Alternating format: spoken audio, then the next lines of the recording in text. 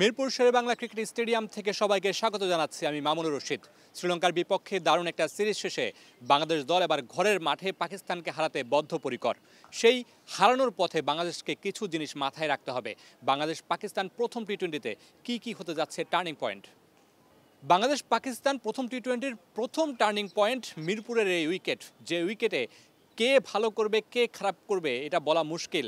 উইকেটটা বিবেচনা করে টসটা হতে পারে এক্স ফ্যাক্টর। সেই দিকে বেশ নজর রাখতে হবে লিটন কুমার দাসকে। টানা টস হারের বৃত্তে বন্দী আছেন বাংলাদেশের অধিনায়ক। মিরপুরে নিশ্চয়ই টসটা জিততে চাইবেন, টস জিতে নিজেদের সুবিধা মতো ব্যাটিংটাও নিতে চাইবেন। দ্বিতীয় যে টার্নিং পয়েন্ট, বাংলাদেশের opening partnership.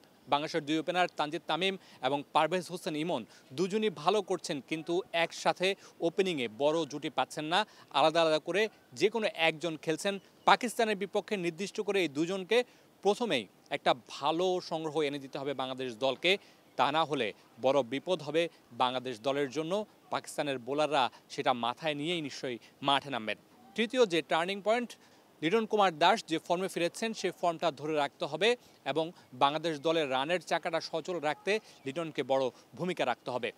4 number turning point, বোলিংয়ে যেতে চাই রিশাদ হোসেন। অলরাউন্ডার পারফরমেন্স তার এই মাঠে খুব দরকার। পাকিস্তানকে হারাতে হলে রিশাদকে বল হাতে যেমন জ্বলে উঠতে হবে, ব্যাট হাতেও দলের আস্থার প্রতিদান দিতে হবে। রিশাদ এই মাঠে মিরপুরের উইকেটে হতে পারেন এক্স ফ্যাক্টর।